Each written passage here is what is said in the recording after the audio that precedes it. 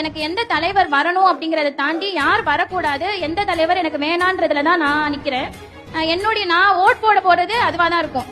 இப்படிப்பட்ட தலைவர் தான் எனக்கு வேணும், இப்படிப்பட்ட அரசியல் கட்சி தான் எனக்கு வேணுங்கிறத தாண்டி இப்படிப்பட்ட தலைவர் எனக்கு வேணாம் அப்படிங்கறதுல நான் ஆணித்தரமா நிக்கிறேன்.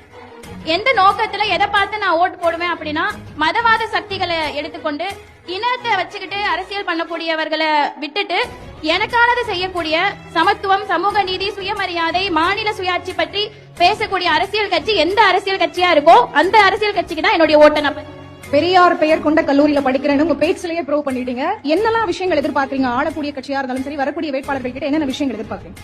அதாவது மாற்றம் வேணும் அப்படின்னு சொல்லி புதிய கட்சிகளை போய் பார்க்கறதை விட இருக்கக்கூடிய அரசியல் கட்சிகிட்டே நமக்கு தேவையான எல்லா வலிமைகளும் இருக்கு, நமக்கான அனைத்துமே செய்யக்கூடியவர்களா இருக்காங்க.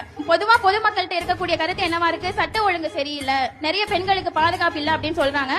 மேலே நான் அதாவது நார்த் இந்தியனை கம்பேர் பண்ணும்போது தமிழ்நாட்டுல எவ்வளவோ சட்ட ஒழுங்கு சிறப்பா தான் இருக்கு, பெண்களுக்கான பாதுகாப்பு எவ்வளவோ சிறப்பா தான் இருக்கு. இருந்தாலும் இந்த குற்றச்சாட்டு மக்களிடையே வருது அப்படின்னா அதை அந்த அரசு எடுத்துக்கொண்டு அதற்கு அடுத்த